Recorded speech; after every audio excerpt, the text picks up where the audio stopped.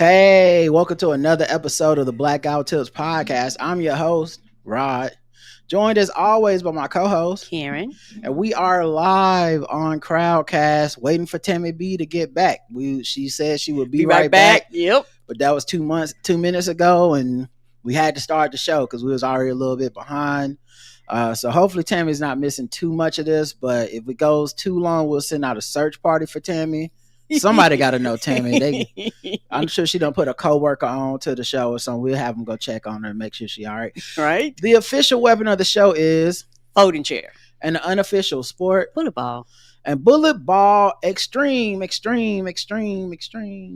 Everything you need to know is in the show notes. Everything. Amazon wish list, Patreon, website, YouTube, email, voicemail line. It's all there. Like, I don't know what you're looking at me for. Okay.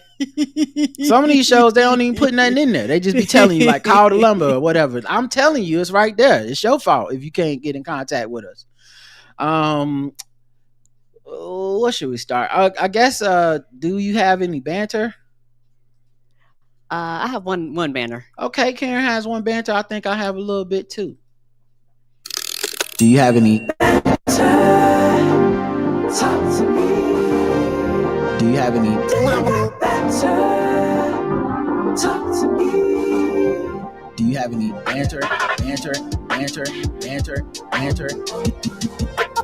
you have any banter? I do. Talk to me.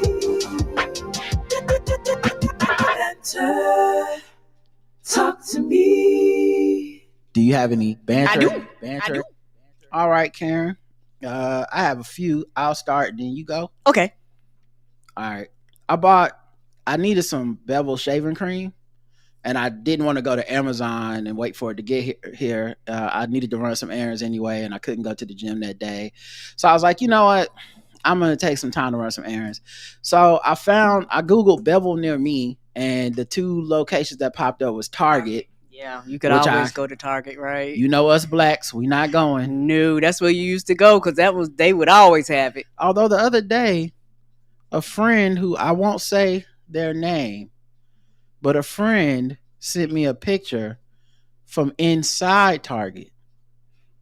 And it was a picture that said, "Celebrate Hispanic Heritage Month." And he said, "Oh, we back?" To which I replied, "How did you take this picture?" Yes, is it AI? How did you take this picture? They just sent me 3 laughing emojis. I won't say whose name it is, but there are people that may know who this person is, that may see and hear them on our podcast from time to time. That's all I'm going to say. And you know, when you hear this, who you think it is, and you're right, it's him. But I've said too much. But yeah, so I went to Ulta because they have it apparently, and the Ulta is it must be like a beauty store, like makeup. It is. Ultra Beauty. Ultra? I thought it was Ulta. Ulta. I'm sorry. It probably is Ulta. Okay. Beauty is like where a lot of people go, and then a lot of times they're connected to the mall, and then sometimes they have standalone stores. Is that where I got your Rihanna makeup from? Okay, yeah, all right, because they normally have anything you could think of underneath the moon. They have at that store. Normally. So they got one in the strip mall. So I decided to go there because I know the location, and I like that it's not in the mall. Right. And so I go in, and as soon as I go in, it is that thing where, and this happened when I bought Karen's makeup for Christmas or whatever. They definitely have the straight man alert that goes out to let them know this man doesn't know anything and needs a lot of help. Yes. Like, it's pretty obvious. Like, what else could you be coming in here for? To shoot the place up? Well, you don't look like, you don't have a MAGA hat on, so I assume that you need to buy something for a person that's not you. Right. And a lot of times they do, because a lot of times some people come in there and they have no idea what to buy or anything, or they be like, if you could just give me the basics, I can kind of lead you in the right direction. Yeah, so I go in there, and there's this guy that has like mascara on, like full, face full beat. Yeah, like face beat to the gods. I was like, and he was like, "Can I help you?" And I was like, "Yeah, I'm looking for some Bevel And he was a white dude, so I was like, hopefully he know.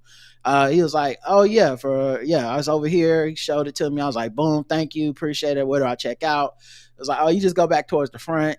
And I go to the front, and there's this black lady there that was helping somebody else, but she stopped and was like, oh yeah, you need some help? I was like, I just need to buy this Bevel. And she was like, okay, cool. And then she was like so excited because she was like, oh, do you know about this company? I was like, yes, they're black owned. And she was like, but do you know who's invested? And I didn't want to just be like Tristan Walker, the inventor, that the person who like a lot of used people, to email us and was one of the first sponsors of the Blackout Tips. Mm-hmm. So I was just like, I mean, I know. I was like, who's invested? And she was like, and I did know this answer, but she was so excited. Like, And so she was like, Nas. I was like, yeah, he got money and everything. I remember that. I remember when he became an investor. And and then I thought I mistook this for a conversation. So I thought we was both flexing back and forth. So I was like, yeah, Tristan Walker, the guy who founded it. She was like, oh, he did found it. I was like, yeah, he was one of the first sponsors of my podcast. And she was like, oh, okay. That'll be $7.95. I was like, damn, you don't care? This is a big deal. You just met the person. I could give you more information for the next brother that buy Bevel. You could blow their mind and be like, did you know they used to sponsor black podcasts in the beginning? And one of those podcasters came in. You couldn't do better than Nas. So that was the end of the conversation. She was not impressed at all. Nope. I was like, not unless you were going to say Jay-Z or somebody or Beyonce. It did not matter. I could have been like, ma'am, I'm Tristan Walker. I own Bevel. And she still would have been like, yeah, that's cool. You're not now. It's $7.95. Yes, sir. It was really, I hate when that happens because I thought this person was interested in talking about Bevel with me. And as soon as I showed some Bevel acumen, she was out. And I don't apprciate that, Ulta Beauty. This lady tricked me into thinking that we was going to be fast friends. That's on you. That's hilarious. I started thinking about just like aging and things like that, and how when I was younger I wanted to be anywhere but home, and as you get older you want to be home. like your desire when you're outside of the house, especially for extensive amount of time or something like that, or you going like you just away or you're doing like business stuff, you go, I would kill to be home right now. But when you're a kid, I know for me, home, I just did not want to be there. I wanted to be anywhere else in the world but at the house. I think that's funny because that's more of a extrovert thing, I think. Okay. Because as an introvert, I've always found home to be the best. I love being home. Okay. I love cancel plans. I love when I love when I can just be like, oh, what am I doing this weekend? Absolutely nothing. But chilling. Nothing. And it's so peaceful. So maybe you're just an extrovert who's finally realizing the joys of sitting still and not interacting with people all the time. It could just be that, and in some ways as an introvert, I'm becoming more like, oh yeah, I do want to go out and do this thing that I typically would have been like, people. But now I'm like, yeah, I might go do that. So maybe it's just getting older and, the meeting somewhere in the middle. Yeah, I didn't even think about that, but that is true because I do believe that is kind of the extrovert in me, going out and seeing things and seeing people and just being a kind of a busy body type of thing. But, now I'm to the point to where, and also I think, once you start paying for shit and shit like that, you're like, oh, no. Right. Guess what? I can sit at home and watch the cable that I'm paying for. I can sit at home and sit on the couch I paid for and burn the lights at the house. You know what I mean? Type of thing. Like my perspective on a lot of these things kind of changed. I still do enjoy going out. You know me. I really do enjoy going out. I enjoy traveling. I enjoy doing things like that. And I do think it's kind of like somewhere in the middle because when we was talking about Panda Fest, I was just shocked that you even wanted to go because I wanted to go, but I was like, I'm not going to ask Ryan. He don't like shit like that. Not in my mind, he don't like shit like that. I almost went to festival in the park, but it was like more, it was way more crowded than I thought it would be. And I didn't feel like dealing with a crowd that night, but I almost did festival in the park. But yeah, so I think also going outside to walk and stuff helps because I'm already outdoors and I'm seeing people a little bit and going to the gym. So you're making me think about festival in the park.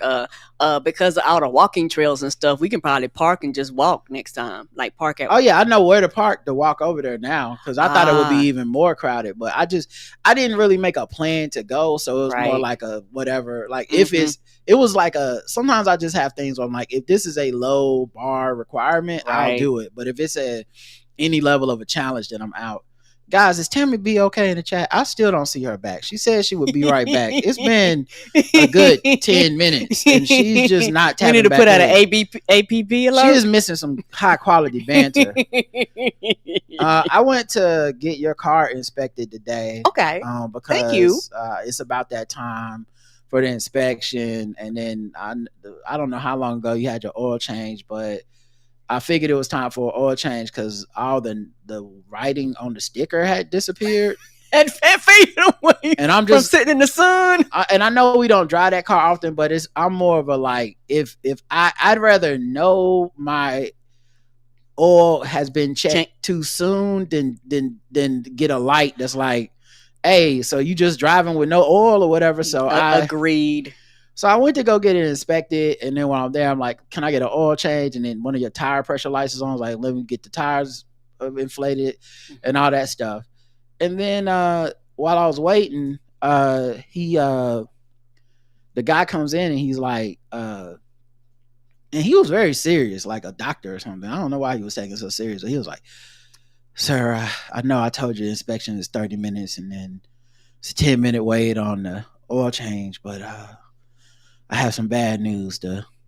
I talked to my manager, and the inspection machine just went down, and we have to restart it. It takes 30 minutes, and then it may or may not come back up at that point. I'm so sorry." And I was like, a lot of people snap with stuff like that. I was like, "Well, can we just do the oil change and the tires?" And he was like, "Yes, but just so you understand, we can't do the inspection." I was like, I understand. He's like, "You can wait, but you can't." I said, "I know." And he's like, I said, "I'll get it inspected somewhere else or come back tomorrow or something." He was like, it might be up tomorrow. He went and got like the woman that works the inspection machine. And he was like, "Please don't chew me out." He was like, "Are you going to be here tomorrow?" And I was like, "What is happening? This is becoming way more serious than it. Just do the oil and do the tires." And then we'll just... he was like, "Just in case you give enough the energy, I want you to know this is beyond my control and not my fault." And then I really think people has really become worse people as I got older. I really do think it's happened. I think the pandemic made it happen. I think people must be worse people. And I'm not saying it because I'm witnessing them be worse people. It's like, and this is a bit of a harsh analogy, but I'm not saying this in a joking manner. I mean this seriously. It's like if you've ever been friends or known someone, a child that gets spankings or whippings or their parents have hit them. There's a way that those kids react to certain shit where you be like, "Whoa, I was not gonna do anything to you. Are you okay, little buddy? I'm a safe adult. I'm not threatening you." I've seen it before. It feels like that. But everywhere, like waiters feel like that. Any public facing job. We have seen it like in action because I really do think that overreaction was because some people do snap. So it's like he kind of had it all planned out just in case. It just feels like we see it all, evidence of it all the time. Like when we got our vaccinations and how that dude, he was like relieved we weren't crazy. He was, and I was just like, this is a routine, just stick me with the needle thing. Yes. But he was looking like, "Oh, thank God we can talk. Right. Hurry before they might be listening." He was whispering. He was like, and the thing is, because I don't know everything, but I try to keep up, and I understand like when you get shots and shit like that, it doesn't prevent you from getting anything. It just makes it where you don't. And I said that, and he was like, "Yeah, I wish people would understand that." Yeah, but they feel like relieved. It feels like talking to like a victim of somebody or something that, it's like you go to touch your ear and they flinch and you're like, "Whoa, I'm not swinging at you. Are you okay?" Right. Are you anyway, okay? He gave me this whole spiel, and then, I have to get it inspected another day or at another place. But the other thing that I didn't know, The inspection machine could just go down like the ice cream machine at McDonald's. That doesn't seem like a Apparently good. So What the fuck is the design of the machine? What is that? What? It don't do nothing. It's just a button. Like you're just saying yes, yes, yes, yes, pass, send. Yes, or fail. Whatever you checking for. Like what's like maybe but you know what? I'm probably ignorant to it. It's probably more difficult than I think. Right. Like maybe you have to plug something in, but I just didn't. Something right. I just don't know how it can go down. Like that was so weird. Like I wonder if it's just like they need a break. Like the person that did it was like, I don't feel like doing no more inspections. It's like, oh God, I gotta go tell this guy. No, unplug it. Because literally the car before me had just gotten inspected. That's what I was waiting on. And then her car, they gave this black lady her car back, and then all of a sudden the inspection machine was down. And I was like, oh, okay. Like I don't know what that means exactly, but what the fuck am I gonna do? Pull out a gun? No, you gonna inspect it like I'm John Q. Yeah, I can't make you inspect the car if the machine ain't working. Like I'm Denzel and John Q. You gonna inspect my car? Get in there.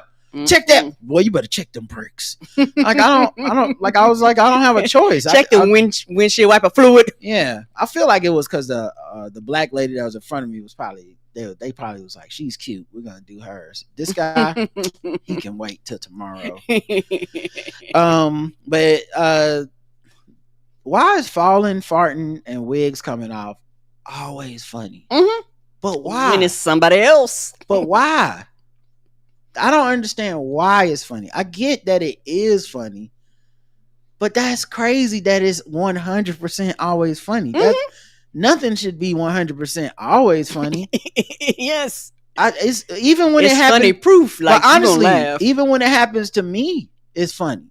It's not when it happened to somebody. You said when it's happened to someone else. I think. Oh, like I mean, when I see it on videos, I've fallen and laughed at myself more than once. You know what? I have to. Right. Okay, I'll take that. I take that back. Then I have to. I tripped up stuff. Yeah. I had this skirt that was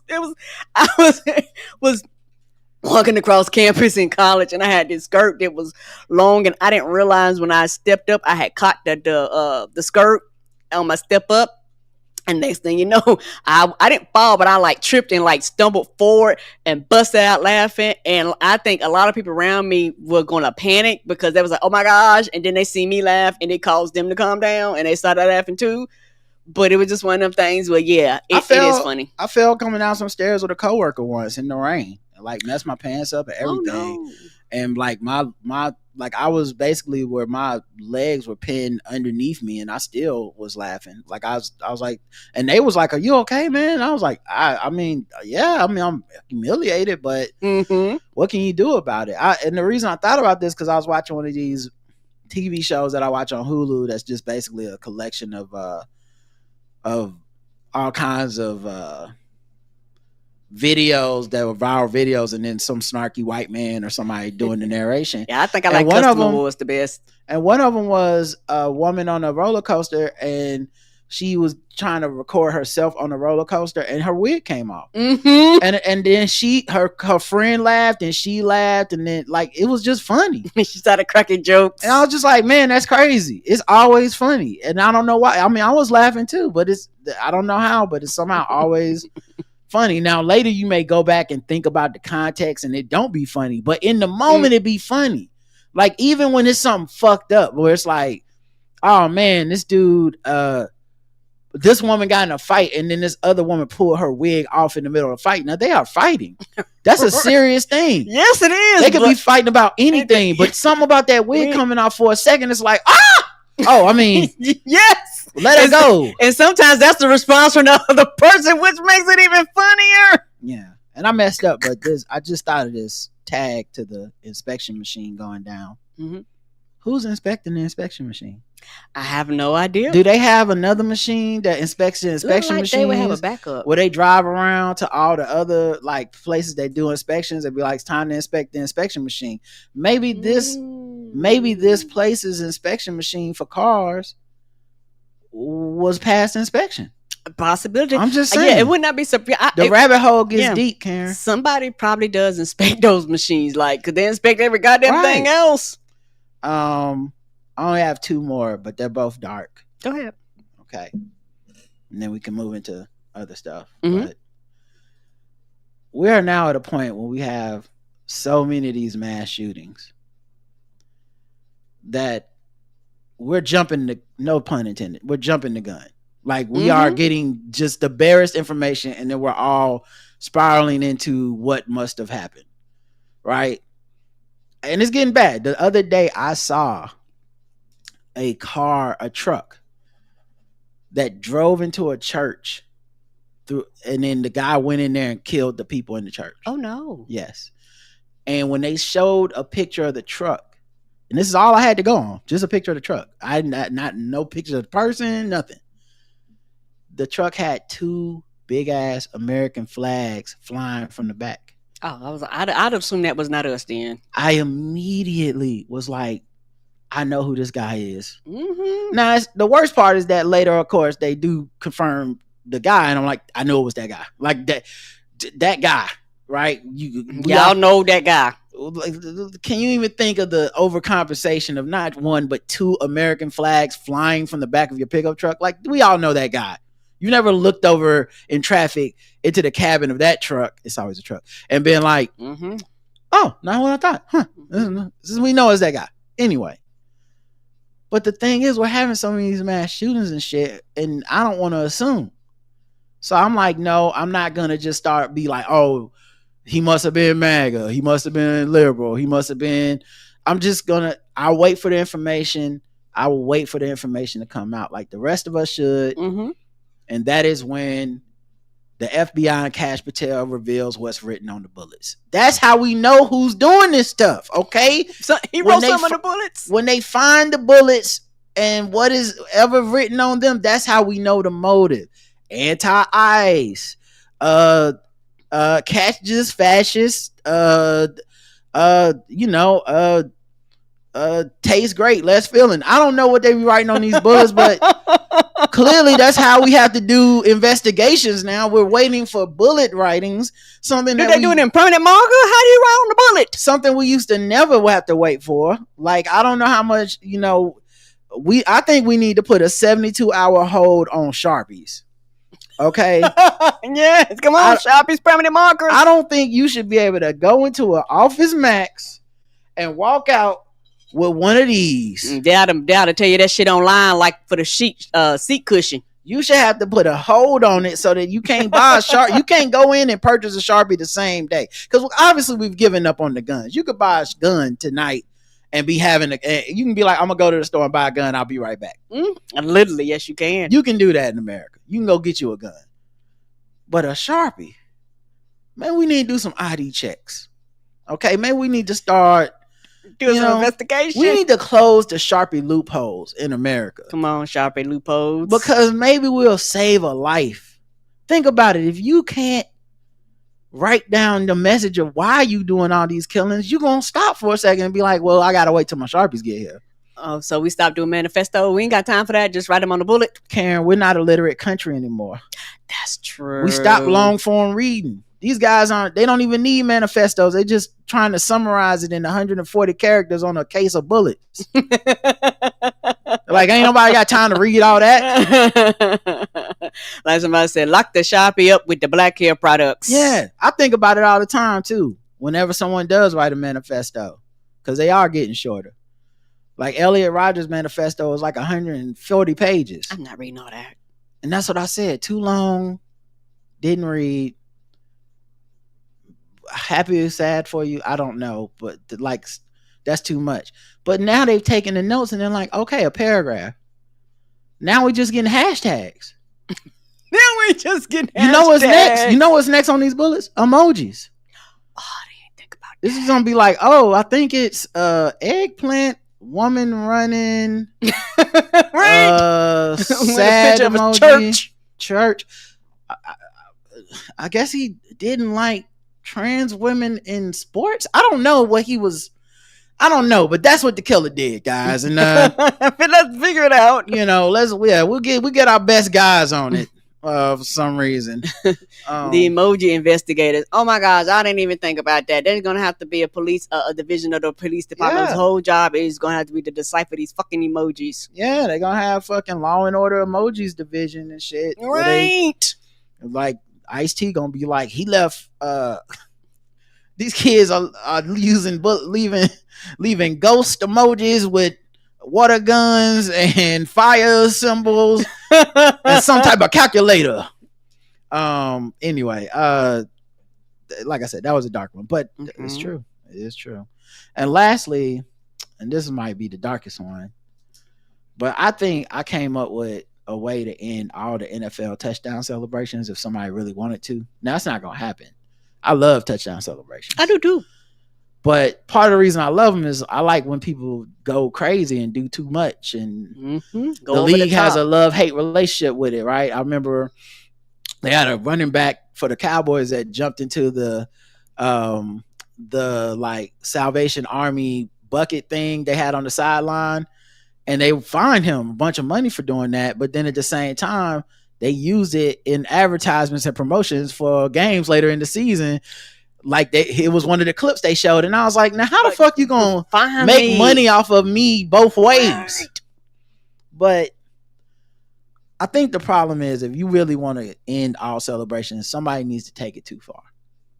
It's the only way it's gonna work. And I think somebody should reenact, like, if a defensive touchdown score, so you got a bunch of people that, because now they're getting everybody in on the act. It's a whole routine. It'd be like 6 people coordinated, like TikTok dances, all things.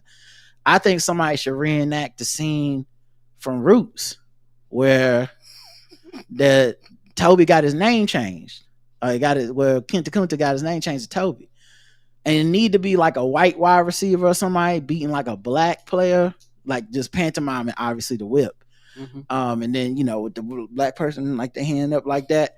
I feel like that would be the celebration that would officially end all celebrations. Everybody would just. They were banned. They were like, if y'all, you had to get touchdowns and walk away. Go home. You better. The most you might can do is spike the ball. That's all we want. Right. So I don't know. Give it a little twirl. That's it. No more celebrations for nobody. Y'all don't know how to act. Yeah, and in my spare time, sometimes I think of, like, because every celebration just about has been done. But I try to think of ones that haven't been done. And normally that leads me down a rabbit hole of like, oh, it has to be a touchdown celebration that's off limits. Like somebody could do a mass shooting celebration. Oh no. I feel like maybe we probably did that once, and then that's why they banned any gun celebrations. Yeah. But I do feel like a mass shooting celebration, you could then use it to elevate the cause of getting guns off the streets. You see what I'm saying? Like, you could be like, we need gun control. That's why we reenacted that shooting. Now, more than likely, they will ban you from the league and you'll be fined and you'll never work again. But ever. Unless you're like Patrick Mahomes. Patrick Mahomes could do it. That's what he should do with his voice. He should imitate. And then when people get mad, he'd be like, y'all don't be mad when they happen. Not mad enough for gun control. But that's a statement message. Though. Right. Anyway, those are my ideas. I told you they were dark. All right, let's get into politics till we get mad. I didn't know she was black until a number of years ago when she happened to turn black, and now she wants to be known as black. People have got to know whether or not their president's a crook. Well, I'm not a crook. I've earned everything I've got. There's an old saying in Tennessee, I know it's in Texas, probably Tennessee, that says, fool me once, shame on you. Fool me, we can't get fooled again. Tell you what, I don't know about you, but I'm going to go to bed. Trump threatens tariffs on imported furniture and foreign films. I think he may have been paying attention to the Hollywood news of late and saw that Demon Slayer, the movie, has made more money than Superman, Fantastic Four, Thunderbolts, and many other American films. I think it had a 600 million or something.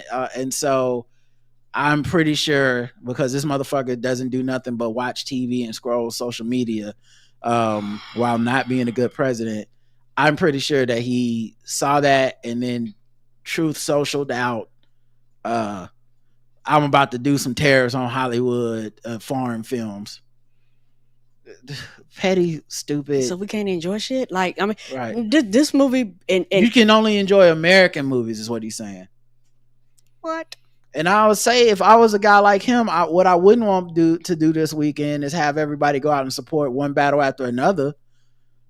Like if I'm him, like you sure you want us to support American films? Because I feel like that's a film I'd love for everybody to watch together. Let's sit down and take a gander at that bullshit. Like, I mean, at the shit that's going on in life, not the film, but yeah, like just a petty attention seeking person. And there's so many things happening in the world.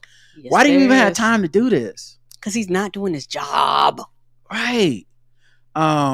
And who knows if it's true, because it's true social. Who knows? He just saying maybe shit. There and once again with Trump, it's chaos, right? So who knows?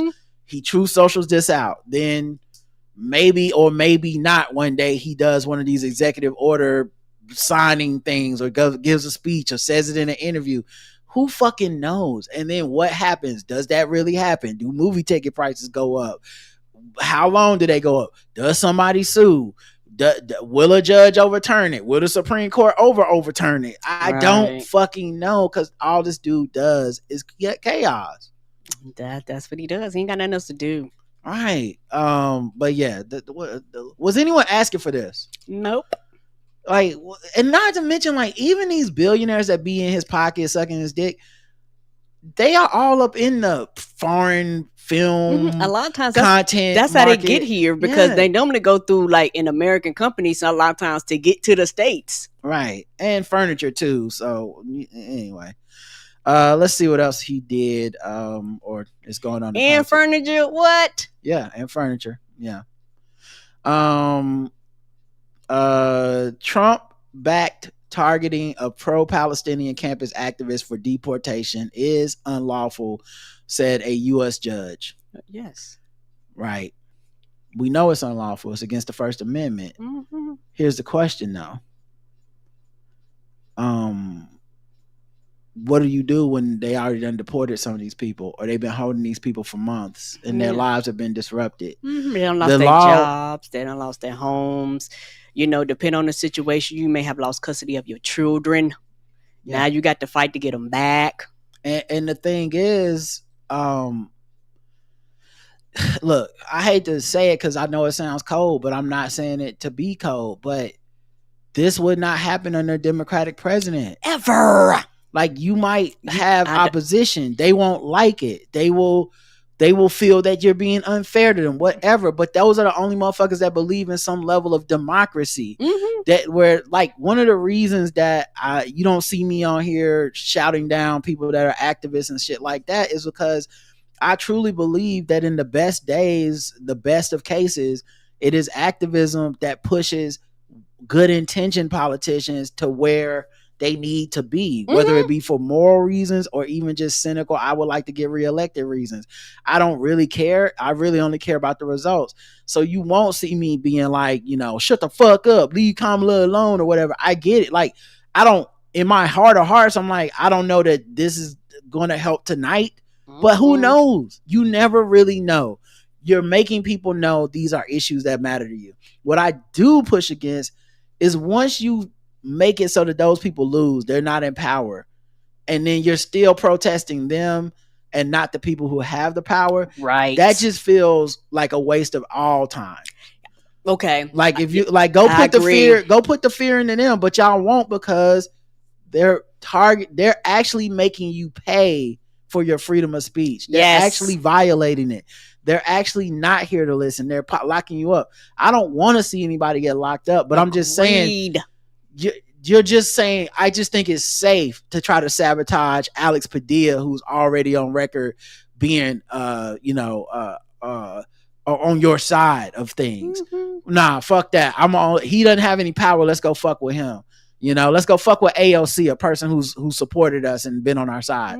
It's just more of a, like, that just feels like people trying to be safe and not trying to be strategic or smart. But either way, I'm not wanting anyone to go to jail. I just think the law moves so much slower than the Trump administration moves. And I don't even know where these people are now. Some of these people are probably not in this country anymore. Right. I already remember never coming back. I remember reading stories in the beginning of this where people was like, I don't actually know where my loved one is. I know they were taken. I have not seen them. I got to go find someone to take my case and badger this administration to live up to the rights, the human rights that have been up until now seemingly given in these situations, where even when, like I said, this isn't a Democrats Are Perfect podcast. I'm saying even when you were like, man, I don't know if what they're doing is right, there's steps where it's like, okay, you do get to see your loved one. We do have to tell you where they are.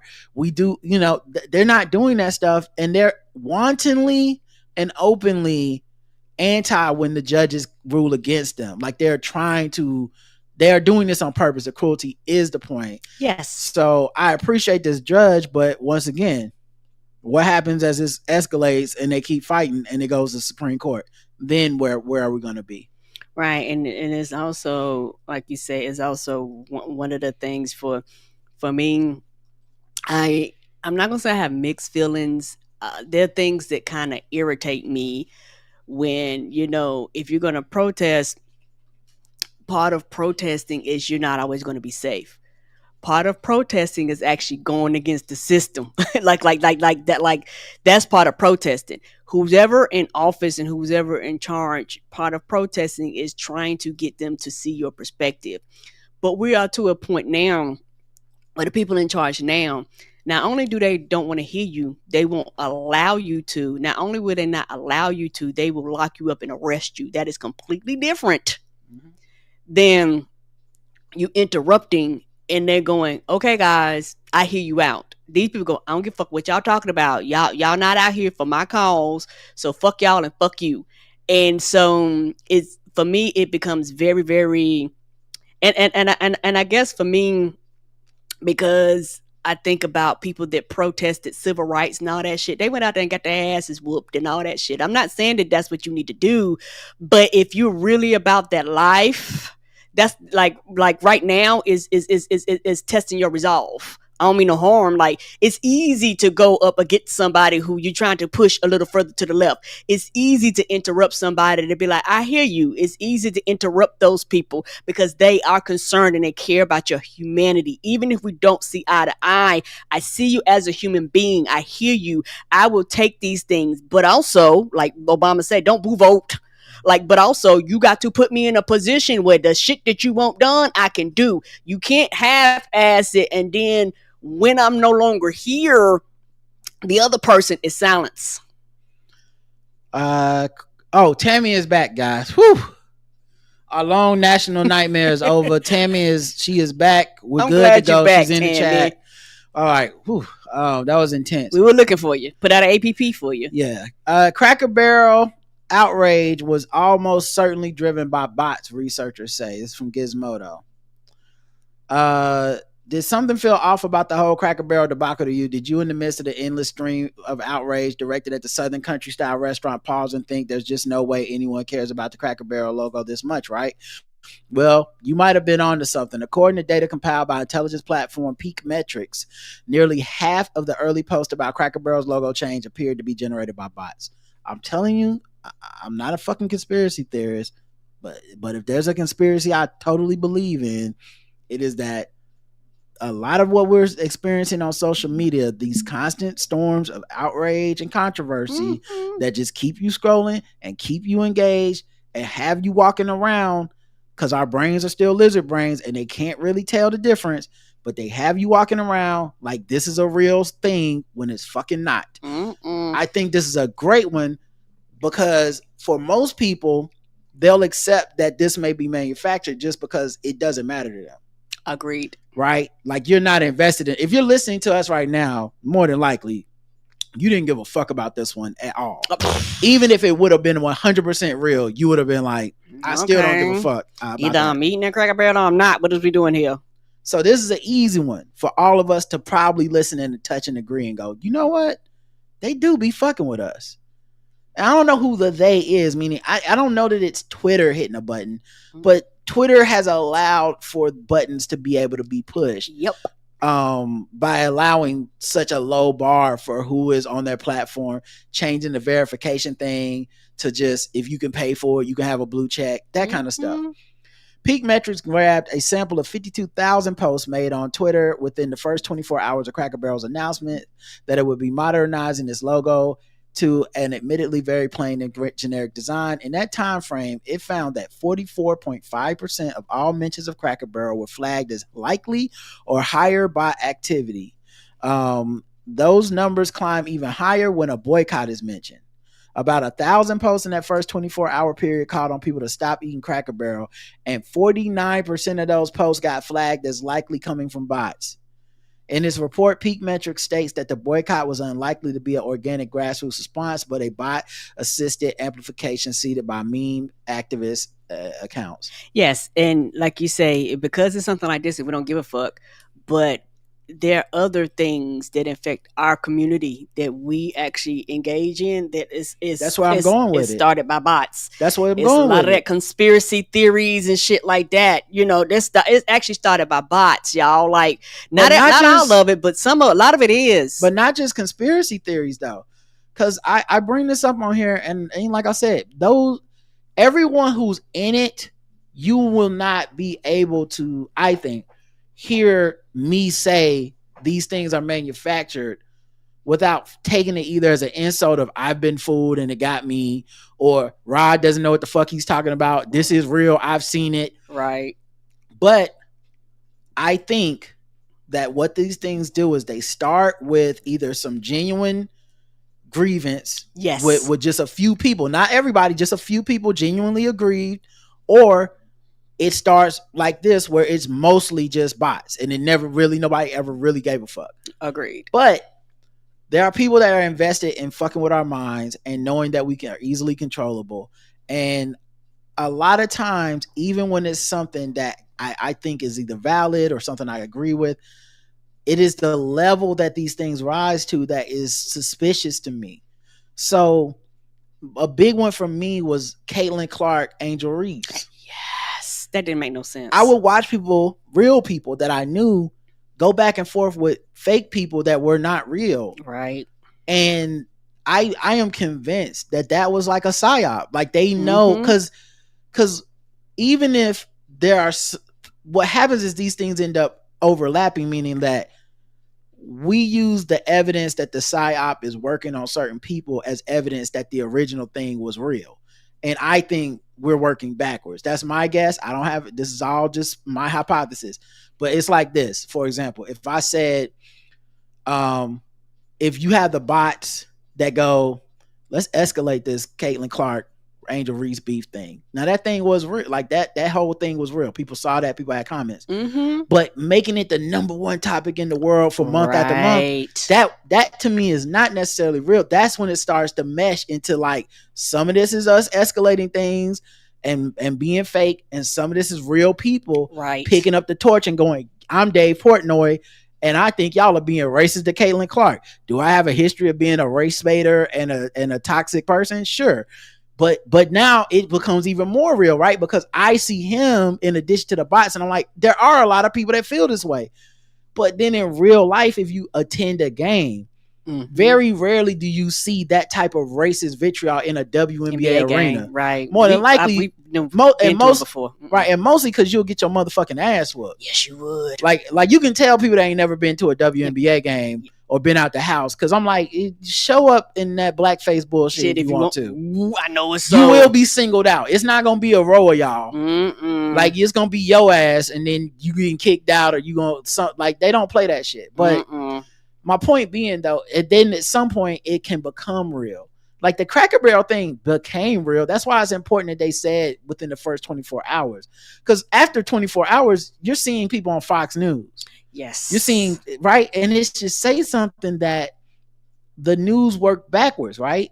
Meaning fake Twitter turned it into real, somewhat real Twitter, real people, into now it's a news story that's being covered on the AP. It just says something, man. And that's when we can all go, yeah, that was stupid, and it felt stupid the whole time, and now it makes sense, right? Because I was like, who actually is really? They could have changed it and not, and let's say they would have changed it and not made a post and not did anything, nobody would have cared. But shouldn't it really fucking scare all of us a little bit that real people with platforms were commenting on this thing with sincerity? Yes, meaning we watched right wingers actually weaponize people to harass Cracker Barrel, to try to fuck with their stock, to try to fuck with to boycott the restaurant until they took DEI off of their pages and website, which had nothing to do with this whole controversy. If you remember, it was just a logo change, and they changed the logo back. That should scare the shit out of people. I think the Jimmy Kimmel thing was like that. I do too. I think this shit is happening all the time, and it shouldn't necessarily be scary that people are attempting to make it happen. It should be scary we continuously fall for it. And now that they know no lessons are learned, now that they have a whole groomed section of political America, the MAGA people, at a hair trigger, they're ready to go off on the next person without any interrogation of what is actually happening, and that the America's not designed to not treat those people seriously. Like if America was like, you guys are tripping, we don't give a fuck if you tank the stock, that's just, you're being stupid, things will go back to normal soon, fuck y'all, Cracker Barrel staying the same. But America's not like that. America's like, get Jimmy Kimmel off there. Oh shit, good, change the logo back. Oh God, keep in mind, when we have very real shit like what's going on with Target's slow to respond. They don't want to say shit. They don't. If not for Justin sending me did I say who it was? My bad. The cat's out the bag. Oh no, he never hear this anyway. He don't listen to the regular show, right? But if not for @Rhyme Over Reason on Twitter telling me that Hispanic Heritage Month was back in there, I'd have no reason to believe that. So yeah, it just says a lot that these things are affecting our reality, because it becomes real. It becomes offline at some point. Cracker Barrel shit became offline. Our brains are fucked. Somebody made a thing out of nothing, and then within 42 hours or whatever, 48 hours, it was Cracker Barrels is writing apologies. And also the thing is, like a lot of shit, nobody knows what that thing is, because shit happens all of the time, and these bots do this all of the time. So a lot of times they do shit, and some shit just don't catch on. Not trying to be funny, like people fail to realize these bots, they're designed to consistently do shit, and our brains like it. Yes, that's what's difficult for people to accept, because if you don't accept that part, you can talk yourself into like, my brain's strong and you can't fool me. Anybody can get got. But you become so certain in your certainty that you can't be fooled, that you're so easily fooled. And then you start making a lot of truth, because it's like, no, they didn't. That really happened. Like, I don't know how many times somebody's been fooled by like AI or something. Oh my God, Karen, if you knew how many times someone DMs me on Instagram something they would like us to cover on the show, especially sports things, and it's like, I immediately know it's AI. And I'm like a little bit like, how did you not know? Right. Or do you think I'm stupid? Like, right. what? Right, because like, why would you send me this? Like, it would be big news. It would be the biggest story if a coach said, like, because when I tell y'all these AI things, it's like a coach at a press conference, like Mike McDaniels or whatever his name is, and instead of him doing like his, it sounds close enough to him, but the voice is always off with the lips. But they'll say something that's so crazy that you're like, there's no way Instagram saw it, but Sports Center won't. Right. Like Mike McDaniels, Center, ESPN, nobody else is covering this. He's at the press conference and being like, well, the problem with my team is that they're a bunch of Sambo blacks who run too fast because they have fast twitch muscles, and they all have the IQ of monkeys. And I'm like, why did you send me this? Right. I'm like, do you not know that this is fake? This is fake. Like, and then they'll be like, and then I think what happens, a lot of times, because they don't say, haha, this is fake. They just send it to you. Like, did you see this? Then I say this is fake. Then they go, haha, I know, man, just messing with you. And I'm like, no, you're not. Because if you are just messing with me, it's double fuck you. I could have covered this on the show thinking you didn't send it to me and go, this is fake. You sent it to me like it was real. Right. Imagine I'm on Balls These Sports like, did you hear the press conference when Mike McDaniels called everybody on the team jigaboo monkeys? And then everybody's like, Rod, that didn't happen. Wouldn't they have covered that on Sports Center? Now I'm stupid by transitive property of trusting you. Mm-hmm. And on top of that, like a lot of shit, people don't always actually listen and read Right. it. Like they don't pay the shit. They just send it. But the biggest thing I wanted to get back to is they want it to be true. They want it to be true. Our brains want certain things to be true. Yeah, we have biases. Like like everybody does. And that's why when you hear certain things sometimes that aren't the truth, you're willing to roll with it a lot of times without doing any form of investigation, critical thinking, or challenging or anything, because you already want to believe it. And it's really easy to get in that trap. We're letting ourselves be trolled out of our democracy, and it's fucking insane to watch in real time.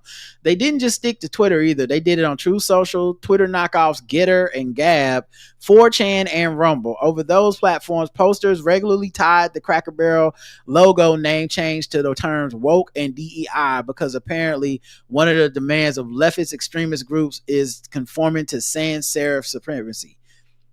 The fact that someone wrote that, and which to me, I think if you're listening, should sound like, if anything, maybe comical, like, haha, that's funny, leftists won't sans serif.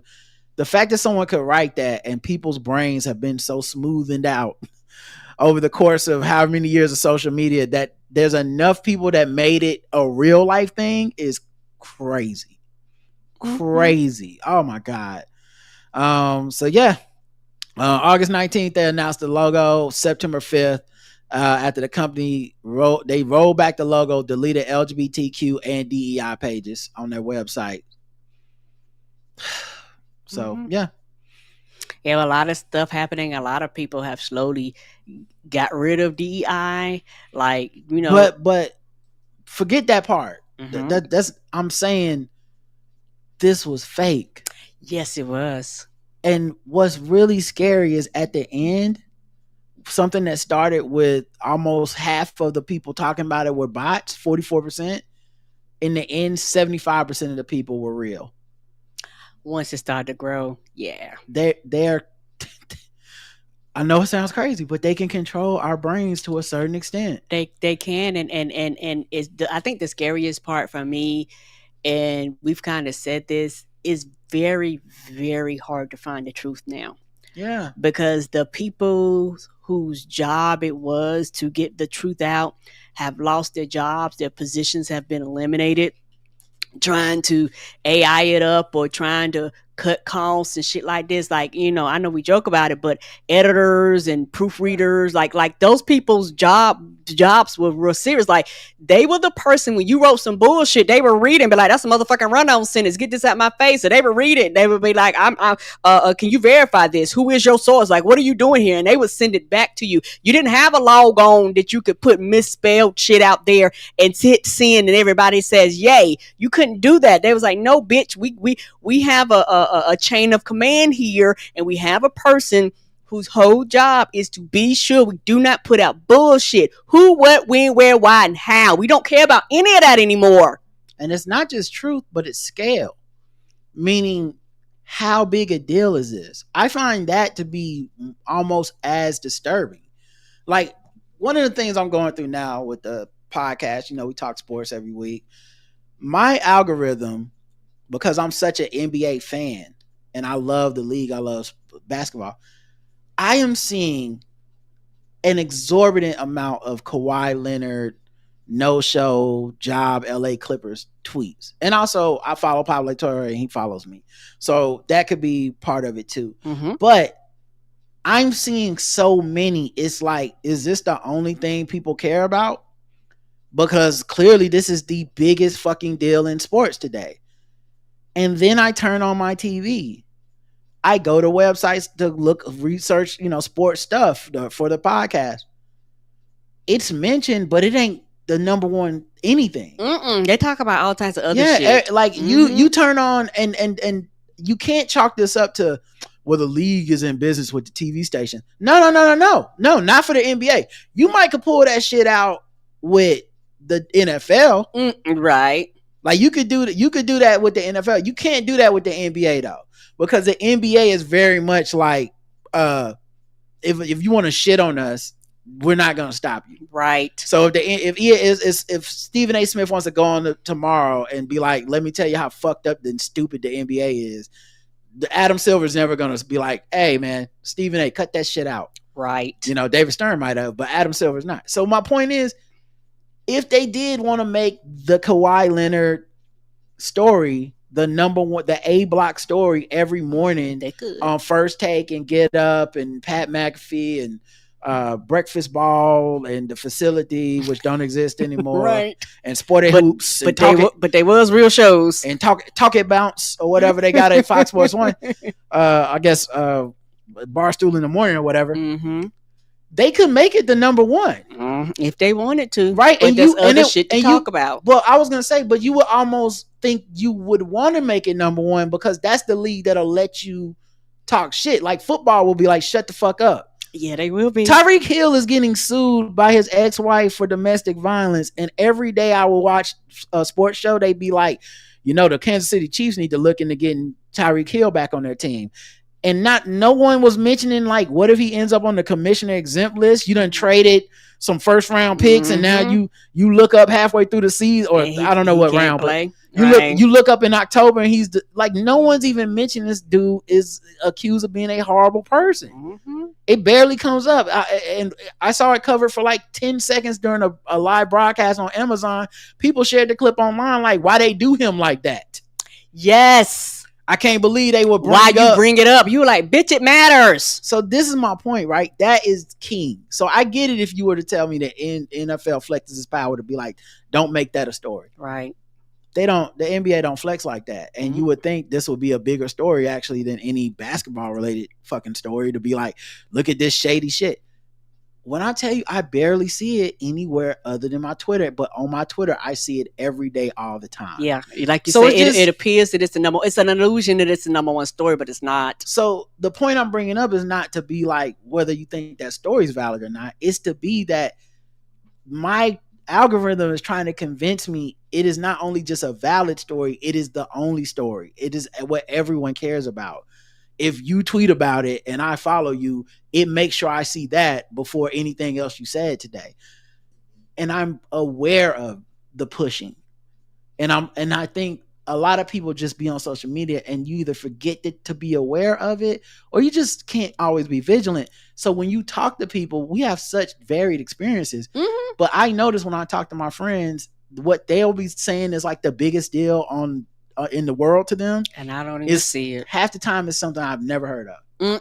I'd be like, who? What's happening here? I've never heard of this person in my life. People will text me something like they're in the middle of the conversation. You know what I'm saying? They're like, oh man, did you see what so-and-so said? Because she finally responded. I'm like, responded to what?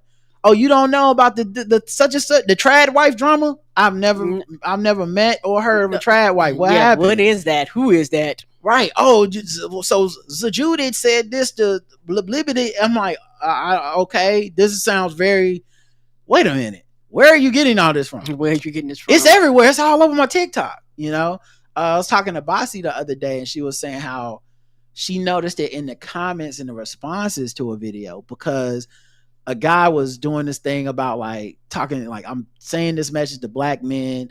We need to be this, and this. We need to take care of ourselves. Blah, blah, blah. We got to look out for our community. Blah, blah, blah. And she was like, when I went on there and I looked at the comments, I saw a lot of negative comments from black women being like, what about black women? Why, you talk about all this to black men, but what about, and she would see people responding back to them to be like, he said this was just about black men, black men holding each other accountable. It's not about black women. This is like blah, blah, blah. And she was like, but then I sent the link to my friends to be like, can y'all believe this conversation is crazy? Why are these black women attacking this dude? He's doing all the work that people say they would like to see black men do without relying on black women to do all this, blah, blah. And the people was like, no, everything I'm saying is positive. Like, everybody's saying good job, appreciate you. This is a good. And she was like, in the comments, they're like, yeah. And I'm like, even the fucking comments? So even we don't, and I notice this too when I go on like a Facebook, it don't say, you had to hit a button to be like, can you just show me all the comments? Yes, you have to say all comments right in, and you have to also say in the right order. Yeah, because if you don't, it'll just randomly select your comments. And I realized that on Facebook. Yes, and I wonder if it's gotten that detailed to where it can be like, just show the comments that's gonna make this person keep like reading. Yes. And the ones that make you keep reading are gonna be the ones that might be offensive or mean or what, you know what I'm saying? The argumentative ones. It's just, this rabbit hole is deep, is all I'm saying. I know this is a huge tangent, but and I think the Cracker Barrel one is one we can all agree was a fake outrage cycle, and these companies could not ignore it, and it's just Cracker Barrel. Right, just Cracker Barrel, dog. Yeah. Let's see. I think I talked about this one. Oh, FBI has fired agents photographed kneeling during the 2020 racial justice protests. So when people were kneeling out of respect for the death of George Floyd, the FBI in 2025, that's now, went back 5 years to 2020, found those pictures of those people that kneeled and fired them now. Yep. Yeah, because they show empathy. That's what I'm about to say, because you show empathy, and child, they don't want that empathy. They go, if you showing empathy or some form of a heart or you care, you got to get the fuck up out of here. We can't have nobody caring and fucking up the flow. We try to do something, and you got to be like, but it ain't morally right. They be like, bitch, get out of here. Boo. This is the point. You know? Like they're trying to make sure only a certain type of person is employed in the government. It's, you know, Pete Hegseth giving an address to the military today, you know, talking about lowering the standards, lowering the rules against hazing people, yelling at a bunch of people that actually were in the military and served and have done more for this country than him, talking about, I should not see a fat general. We gonna all have to meet the weight and the physical training standards, and you gonna get out the military. If you don't like what I'm saying, quit being a tough guy trying to sell his book, a guy who's just a fucking drunk and never done shit with his life, but now he's in charge by the virtue of the biggest DEI of all time, which is just being a white man who's not good at his fucking anything. That's what the fuck we dealing with. So yeah, even in the FBI, they trying to get people out that might have empathy for what they're about to do. Empathy is the weakness of this administration. Yes, people caring is, yes, it is. And it's also, you know, one of those things, and maybe this is how I feel. Anytime you want an influx of white people, you always lower the standards. Don't they? Even in the workplace. Anytime, because not trying to be funny, most black and brown people, a lot of us, we get degrees because a lot of times we have to get them to even get through the door. Okay. Yeah. For them to say low standards is how black and brown people and women get jobs, they sure do lower the standards for these to get white people in these jobs. Yes, because particularly in the workplace, mark my words, there's certain jobs that used to require degrees. They be like, we won't even look at you unless you got the minimum the regular ass degree, not the master's or anything. You need to at least went to school for 4 years, 2 to 4 years, whatever, the certificate or something. A lot of white people are uneducated in masses in this country. So what they said was, what we gonna do is we gonna erase the degree requirement. And so when you erase the degree requirement, the pay drops, because all of a sudden you're allowing people to get in that before you wouldn't even look at. So now me with my degree, I have to take a lower paying job now because you open it up, because you've lowered the standards. And so that's what's happening with this. You're lowering the standards, which means you're going to get a lower quality person in there that's unqualified, should not have had the job in the first place, in there with people that are more qualified than them. But you're also lowering the standards while lying about raising the standards. Yes. Because, you know, the real reason that we don't have like an army that's like full right now is because many people can't meet the already lowered standards that we do have. Like it's not a They're stopping these physically fit straight white men. They're not giving them jobs so they can go give all the trans women jobs. That's not what's happening. Literally, because we're a generation of people that have so much we're sedentary, we're on our tablets all the time, we're eating unhealthily, we can't pass the physical requirements. If you go grab a group of 100 Americans from now versus a group of 100 Americans from 1956, you're gonna find a lot less people who would be able to do the president's physical fitness test or whatever. And there's this weird denial that these people are in, and what they, in their mind, they're just thinking it's a race thing, or it's just there's a bunch of fit white men who just sitting out ready to do it, and all it's gonna end up doing is looking like them ICE agents that we have now going around, where they have like the vest won't fit them, and if someone starts running, they're out of breath immediately because you didn't get your best and brightest anyway. You went and found the best bigots and loyalists that, or desperate people that just need a job and need money to do it. But yeah, it's the lowering of these standards is going to continue to haunt us, and we haven't begun to pay really. Like right now, it's a bunch of like, I have to go and like, oh, it's embarrassing. There are so many ways we're going to pay for the ineptitude of this administration, because they are not preoccupied with running the government as a thing that takes care of its citizens in any way.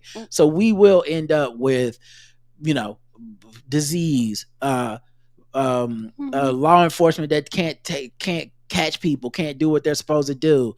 Obviously wars, like we're cooked. We're cooked, is what I'm saying. Yeah, and the thing, and I think when I look at the bigger picture like that, not trying to be funny, this is why it irritates me when people arguing and want to fuss about shit. I'm like, the shit y'all talking about don't matter.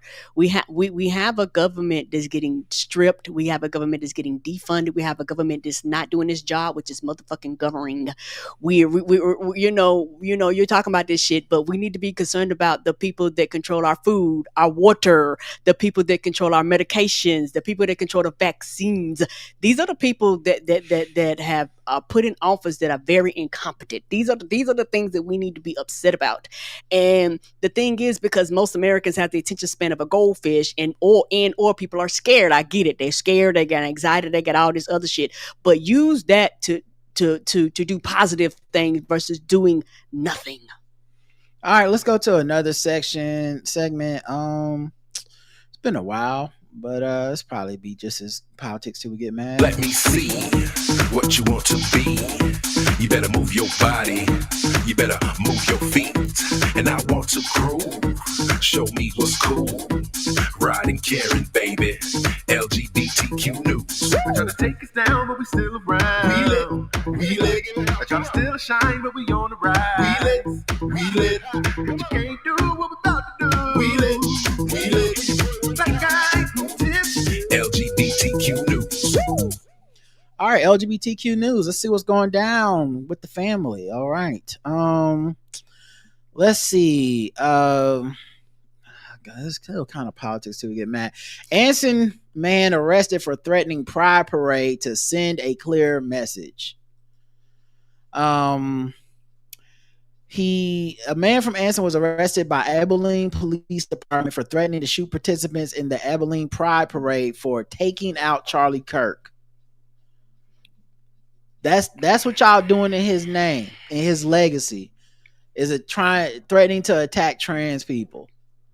That's the fuck y'all, and y'all want me to believe he's a good person that was spreading not hate, but this is what you do in his stead. We supposed to open up our big tent to people like this. Get the fuck out of my face. Yeah, Ezra Klein said, let's start a dialogue with this guy. I don't want to hear it.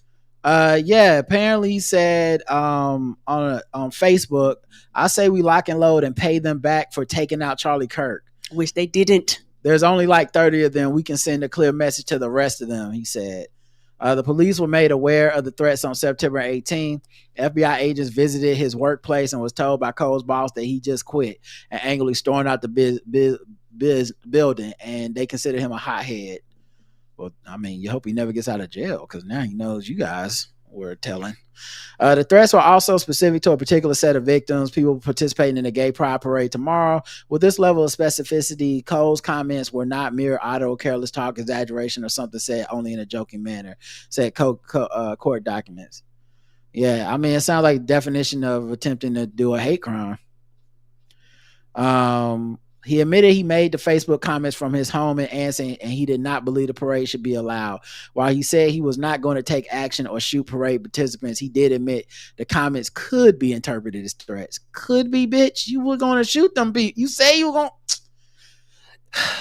All right, but Jimmy Kimmel. Demonic. MAGA has a racist, homophobic meltdown over Bad Bunny's Super Bowl performance. That's right.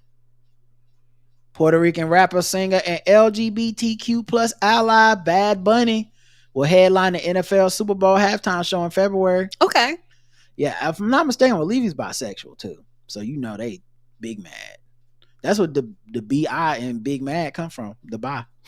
The NFL chose Bad Bunny to perform the Super Bowl halftime show, despite the fact that he recently said he wouldn't perform in the continental United States again because ICE is deporting illegal aliens, said conservative commentator Greg Price in a September 28th Twitter post. I hate when people lie. He says he's not doing it because he don't want the people coming to his shows, like legal citizens, to get fucking rounded up, because you know what? Wherever his arena is, y'all gonna show up, y'all gonna park, y'all gonna pull the crowd. He gonna fuck around and be performing to nobody. I don't blame him. Well, that's what they said. I mean, that's what he said. The conservative said because ICE is deporting illegal aliens. Y'all are saying the same thing, except he hates brown people. He just said it the racist way. But yeah, he scared it with an AI video generated from TikTok of the Grammy winner allegedly saying he would never perform in the US again due to fears ICE might raid his show. So it was an AI video. It wasn't even a real video. In reality, the artist was asked in a recent interview with ID whether his decision not to play concerts in any of the 50 US states on his current tour was due to concerns about mass deportations. Man, honestly, yes. There were many reasons why I didn't show up in the U.S. and none of them were out of hate. I performed there many times. All of the shows have been successful. All of them have been magnificent. I've enjoyed connecting with Latinos who have been living in the U.S. But there was an issue of like fucking ICE could be outside my concert, and it's something that we're talking about and are very concerned about that. Right, because you know, as somebody who cares, you want people to be able to come and have a good time. And I know a lot of people are like, Bad Bunny, who? He's literally one of the largest like performers like outside of the United States. Like he is huge. I like that you said a lot of people are like Bad Bunny. Who? No, Karen, you are a lot of people. Okay, you the one that don't be knowing people. I know him now. I didn't know him before. Yeah, I know. So I can fake jump on the train. I just know before I was like, who? I'm just liking to point out how you tried to put it on the rest of us. I am. Somebody don't know who Bad Bunny is, so I know I'm not alone. Listen, I know a lot of people like Taylor Swift. Huh? What? I know y'all was like Beyonce. Who is a Beyonce? Bad Bunny is huge. Mm-hmm. So anyway, he did just wrap up a month-long 30-show residency in Puerto Rico. Because I guess ICE don't be out there like that. They ain't got ICE out there. So yeah, DHS Assistant Secretary of Public Affairs Tricia McLaughlin accused the artist of fear mongering and insisting that ICE is not raiding concert venues yet, and probably are. Like, I don't trust y'all. I'll be scared now. I'll be wanting to go to like certain things. I'll be like, oh, they having a little festival for. Oh fuck, are they gonna pull up? I don't know. Right. I just want to. I hope not. I'll be like, because it's one of those things where a lot of times when you go to these things, they be like authentic food and music and shit. You be like, oh, I can go and grub and have a good time and shit like that. Like I just want to, go and just engage in the activities, and I get fucking rounded up with everybody else. I'm like, the fuck is this? Well, now people is mad. Okay, filmmaker Robbie Starbuck, who's an anti-LGBTQ plus activist, whined that most of Bad Bunny's songs aren't even in English and fretted that the artist would find some way to push a woke message. They think they was mad at Kendrick. You know what? I hope he does his whole set in Spanish. Fuck y'all. If he gonna kiss one of the men's dancers, it's gonna get crazy. If he kiss one of the men dancers, it's gonna be crazy. The FTC phone gonna be off the chain. FCC, I mean, like Janet's nipples. Yeah, it's gonna be worse. It's gonna be Janet's nipples times 30 if he kiss one of them backup male dancers the way he be doing sometimes. Does this guy really scream American football to anyone? Starbrook wrote, "This isn't about music. It's about putting a guy on stage who hates Trump and MAGA." Similarly, MAGA podcaster Bennett Johnson claimed in the Expos Bunny has no songs in English and label him a massive Trump hater and an anti-ICE activist.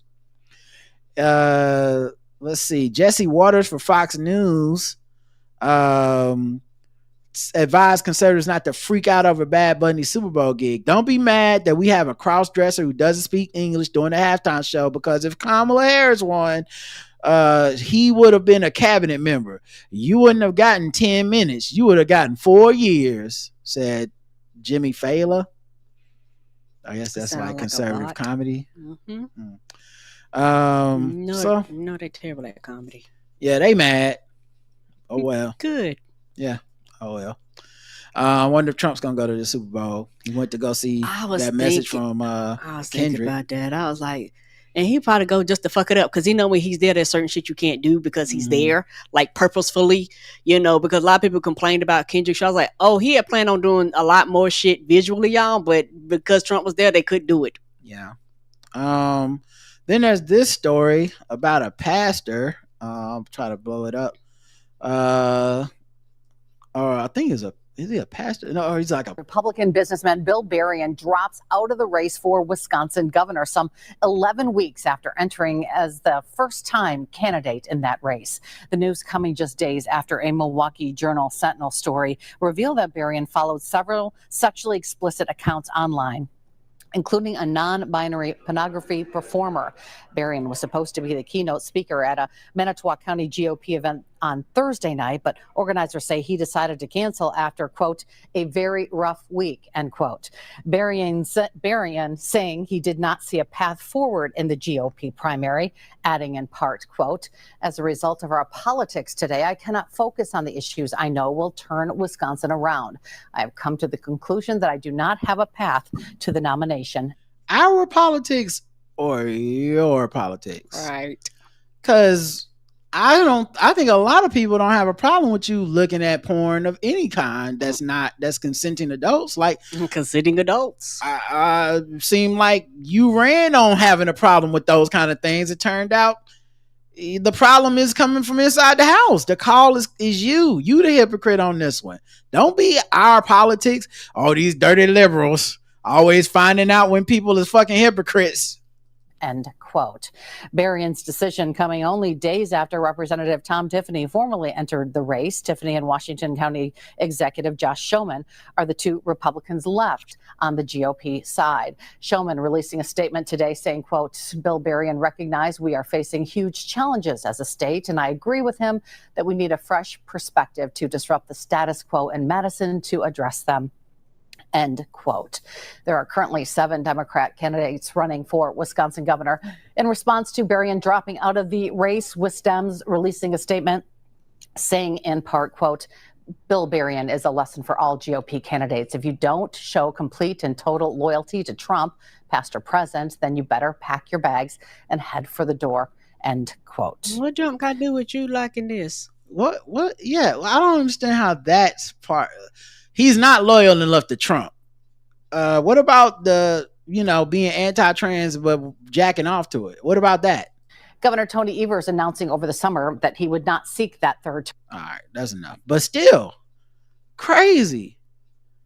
He dropped out of the race. He was. Yeah, they're not built out of the same thing, because Trump still would. Trump been about, I did it, and I'm running anyway. Right. Oh my God. He was caught too, because he pulled.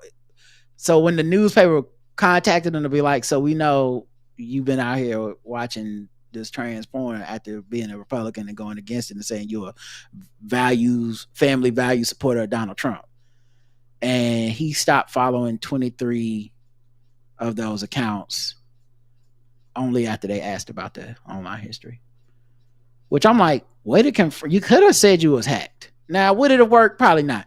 But you can't even say you was hacked because, like, oh, and then the hacker unfollowed everybody after you got busted. Oh my goodness. But yeah, that's the hypocrisy that they dealing with over there. Let's see. I'll do one more. Okay. A Phoenix man is accused of threatening. Is this a different one? Yeah, he's threatening to shoot up a gay bar because of political anger. Trevin Michael Goki, 49. He got arrested on accusations of making a terroristic threat and using a computer to threaten both of which are felonies. They went to a welfare check of his house. The police did after a crisis hotline reported he made threats to shoot up Cruisin' 7th, a popular LGBT bar near 7th Street, because he was triggered by political events. Now, if this is the 19th, I wonder if the political events were Charlie Kirk. Once again, the response being, let's go kill some gay people. Gay people ain't had nothing to do with this. There was not a brown spot in the room, but yet y'all going to everybody else but the person who did it. Right. They reveal in the arresting documents that he said that Charlie Kirk was a martyr and he was a martyr for Charlie Kirk, and that political violence breeds political violence. Police also detailed several transphobic comments he allegedly made. Court paperwork also shows he had previously called the Phoenix PD to make a police report in which he allegedly stated that if officers didn't arrive quicker, he would shoot bystanders. He just was mentally ill and wanting to shoot some people anyway. And Charlie Kirk and whatever was happening online was enough to justify to him. Yep. He was booked and held on $250,000 bond. So yeah, they're targeting, like, it is a time.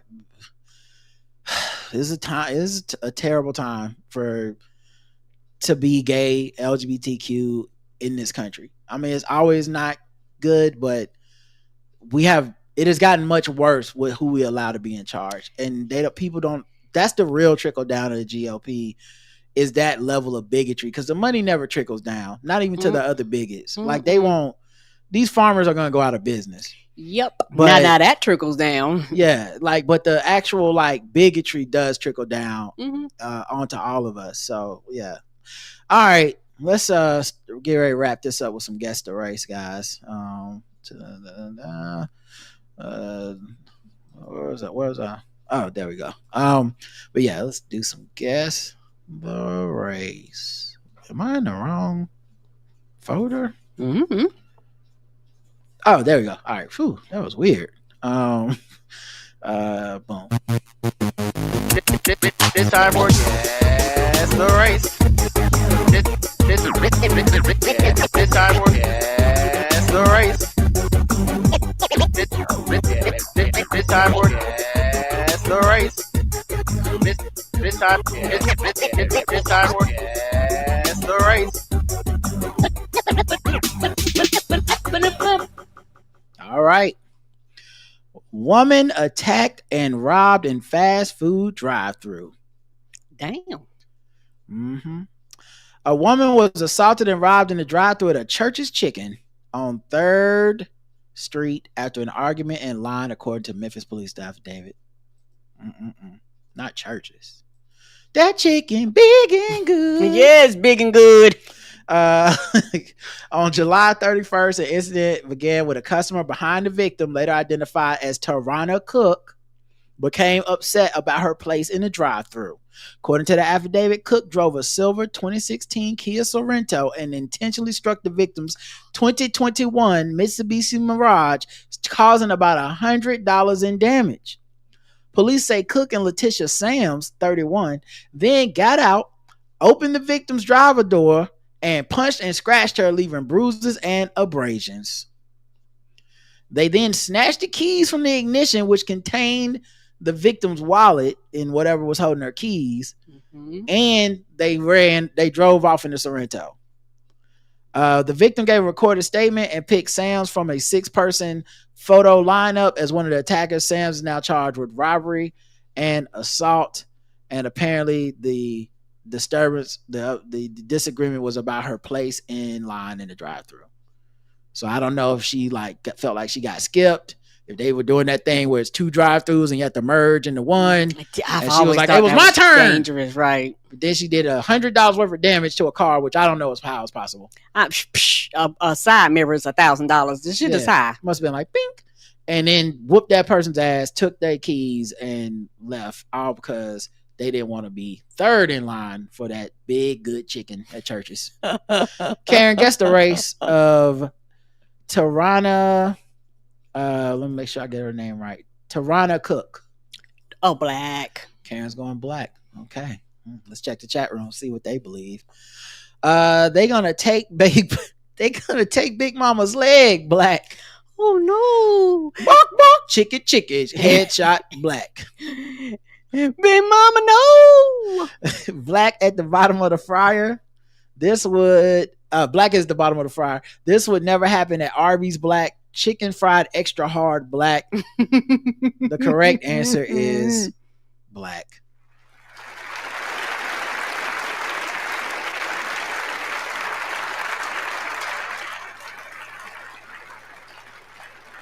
Yeah, you got to get a Snickers or something, dog. You're not you when you're hungry. It ain't that important. Go somewhere else. Then. First of all, it's Church's. It's going to take 30 minutes to get the food no matter what part of the line you in. No matter where you're standing.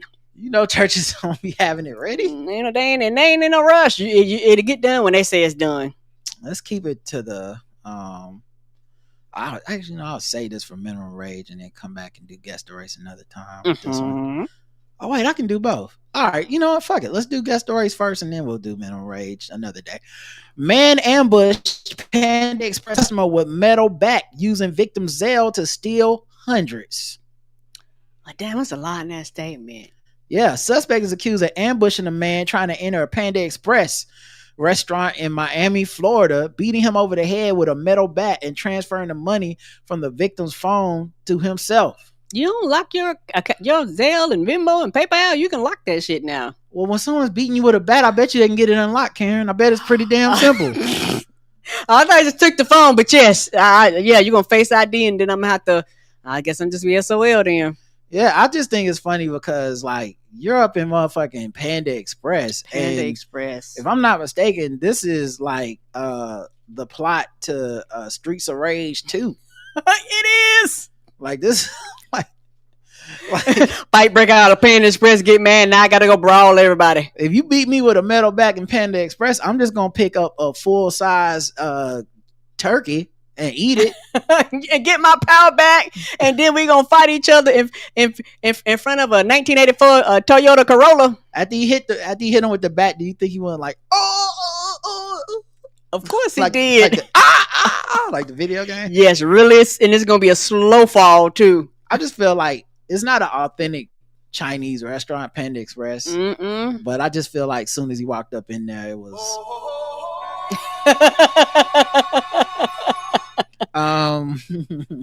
but yeah, so River Jose Sanchez Molero, 24, believed to be from Hillsborough, Texas, stands charged with armed robbery with a deadly weapon, aggravated battery, yes, aggravated battery with a weapon causing bodily harm, and false imprisonment with a deadly weapon. Damn.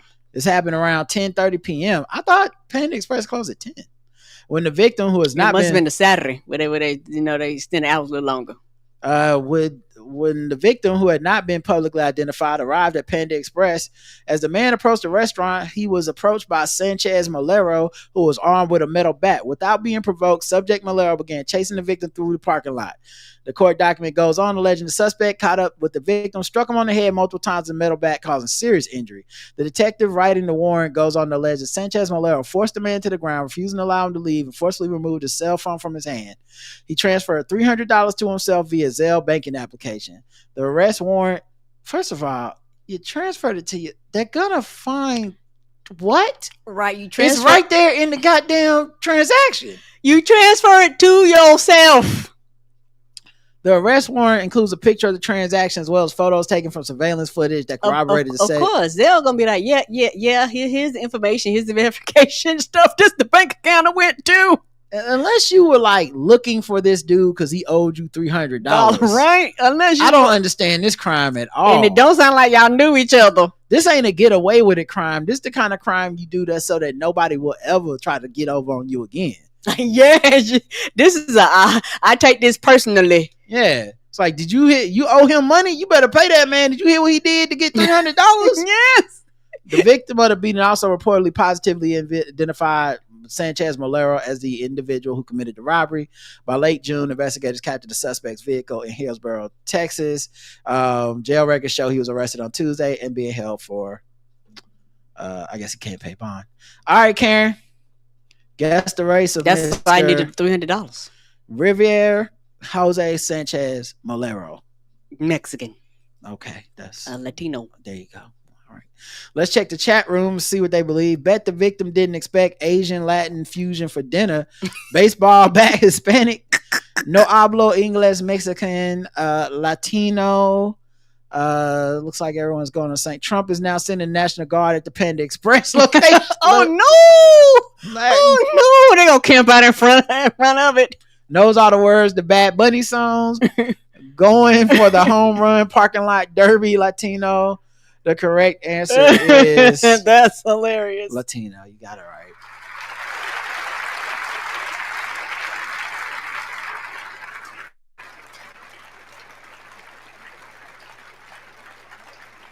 Yeah, getting beat up at the Panda Express, man. That's not good. No, that's not. I mean, y'all already hurting yourself by going to Panda Express. Right? I go there sometimes, guys. They got good protein. I mean, good in quotes, but you know, it's protein. But woo, it's not worth a better bet though. It is not. All right, Karen, you're 2 for 2. Yay!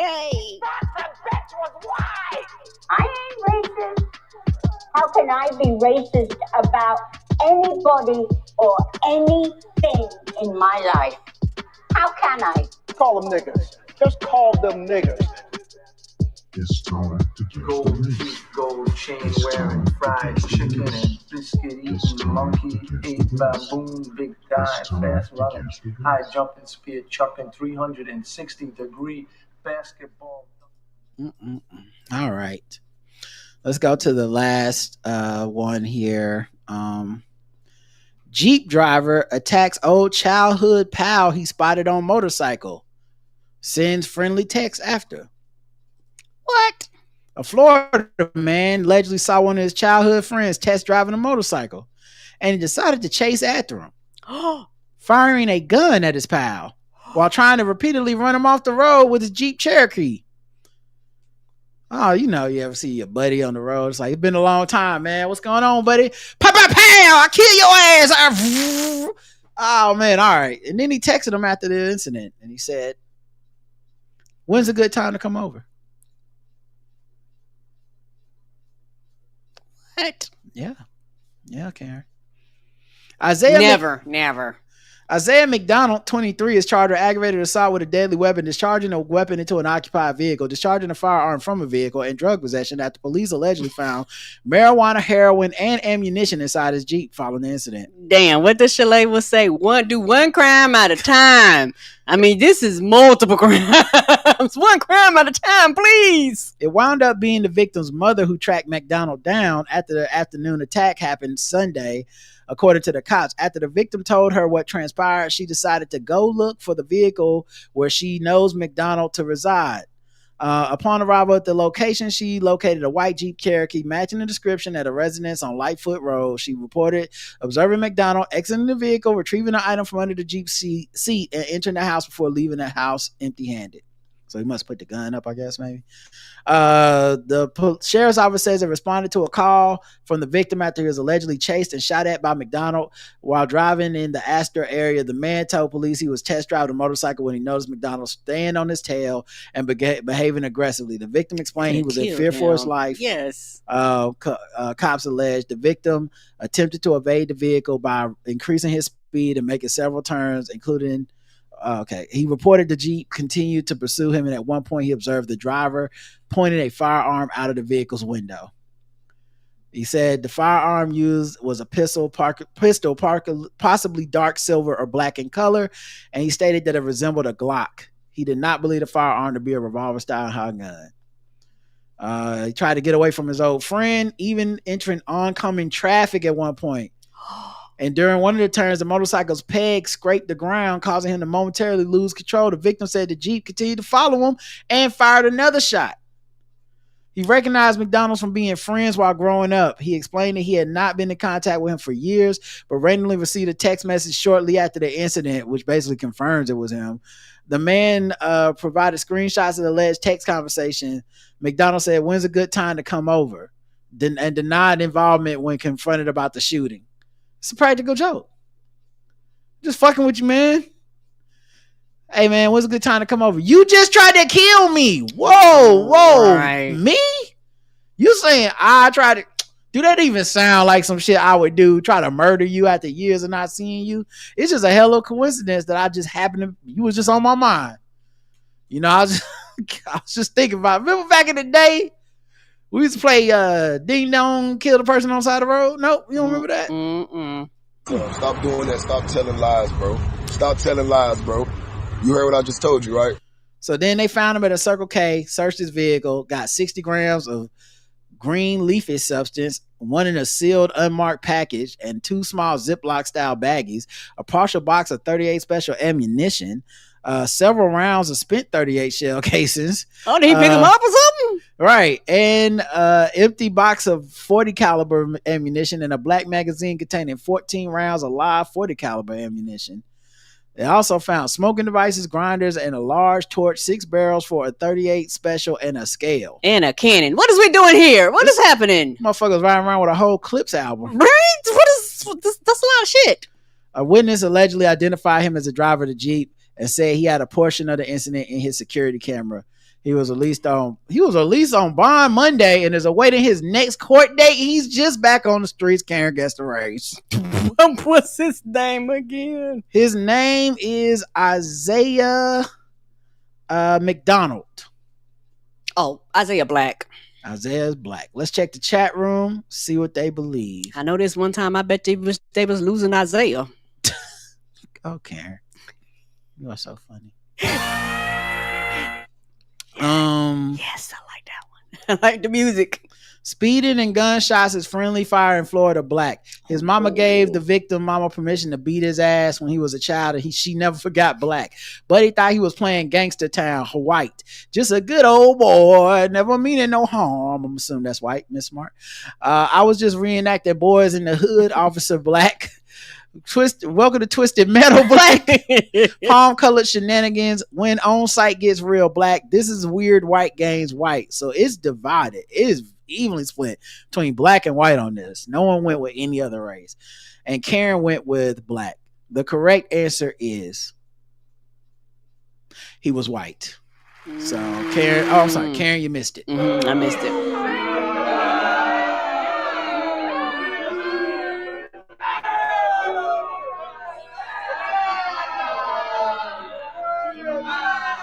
Many of you did get it right, though.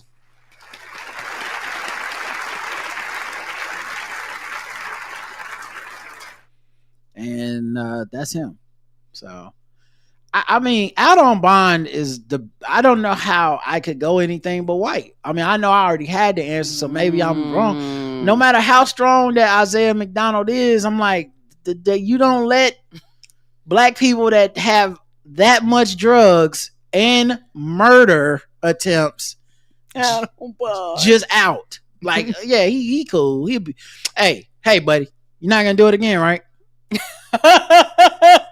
Listen to you, Buster. If you make me come to your house again, you're gonna spend some time in clink. Buster Brown, cut it out, buddy. Like that. What? Like, how could that possibly? How they give him a light scolding? Stop it right now! Yes! Stupid! This is what the mama said. Ridiculous. Get out of here! Get out of here! We are are adults, and this is ridiculous. Cut the crap. Like, what? That is crazy that man is out on the street. Ain't it though? Like, they had so much evidence. Yeah, I saw him pull up in the car. He took something in the house. Yeah, then we pulled over the car. We found guns, drugs, bullets, everything. He's like, hey, I definitely tried to murder him. The witness recognized him and said he knew him since he was a kid. He texted him. Anyway, we should be able to handle this in a few months when it comes out. Hey, all right. Sorry, ratchetness.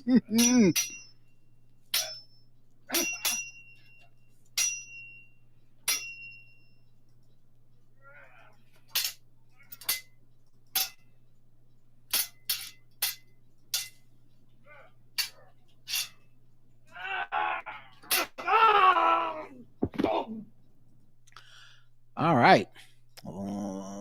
A 60-year-old man escaped injury Sunday afternoon after a suspect tried to attack him with a sword and a torch. Right? Where you get that from? I have no idea. That's crazy. That sounds like Legend of Zelda. A sword and a torch. A sword and a torch? You got to line them on fire before you chop off the head. Right. Hopefully he didn't have 3-4 hearts. He could have shot the sword across the room. Yeah, it's full power. He walked in, he's like knocking on the door. Run! The attack happened around 3 p.m. According to police, the man was in the area when he got in an altercation with the suspect, described as a white man. The suspect allegedly swung a sword at the victim and missed, then attempted to burn him with a torch before fleeing the scene. Oh, he must have been wearing his cape of anti-burning. He must have. He didn't call out the fire spell on time. He took some fire resistant potion. He lucky he didn't have his Fire Plus 3 cloak on. He'd have been in trouble. Everybody would have burnt down. Police say the victim was not hurt. The suspect has not been located as of Sunday evening. Right. What? Because he's probably in the Lost Woods trying to see, should you go left, right, up, like west, north? Down. You know, he done got trapped in the cave somewhere, fell down in the hole, and can't get out. You don't know the clues. All right, y'all. That's it. Thanks for listening. We appreciate y'all. That tomorrow we'll probably be doing Ballsy Sports or something. So we'll see you Saturday for feedback. Make it nice, okay? We're not gonna make it nice, make it polite. 5-star reviews. If you're watching this on YouTube, yes, I will hide you from the channel rather than listen to your pointed comments. That's what I do. I had to hide somebody this morning because you know how we talked about the Klein and Coates discussion? Yeah, that's shit getting into people's algorithms. And you know how we were very open about, I had watched the whole thing, you hadn't watched the whole thing, but we still have a discussion because we have a podcast together and it's not just the Rod Speaks and Karen Shuts Up show. Right. They was like, Karen shouldn't even have spoke if she didn't even watch the whole thing. And all I could say was hide you from the channel, buddy. I don't want to see it. You can say whatever you want to, but I don't need to see that shit again. That's stupid. We openly told you what we were doing. If you don't like it, skip. Yeah. And I saw the whole thing. If Karen wouldn't have said, whenever Karen said something, I'm like, oh no, this is what they said. I could say I'm right here. Right, because you saw the whole thing, and like I said, ain't like I was trying to hide it or anything. Yeah. Child, and what's so crazy? As much as people throw out big ass opinions and be ignorant and stupid about other dumb shit, I can have opinions about this. Yeah, it wasn't. Yeah, and I'm here. I did see it. If she would have said something like, "Hey, you know, Ezra Klein said he would kill Ta-Nehisi Coates," then I'll be like, he didn't say that. He did not. I know he didn't say nothing like that. Come on, guys. But also, I you know, from what I've heard, I still can feel a certain type of way. No, it's our show. Happens all the time. You know what else I've never done? Watched a full Charlie Kirk anything, and I have opinions. Yeah, I have a lot of opinions. And about nobody that, wrote in to correct me about that. Or if they did, they're getting hid from the channel. You know why? Because I got these flapping vagina lips. Yeah. All right, y'all. That's it. We'll talk to you next time. Until next time, I love you. I love you too. Mwah. Bye, everybody. Have a good night.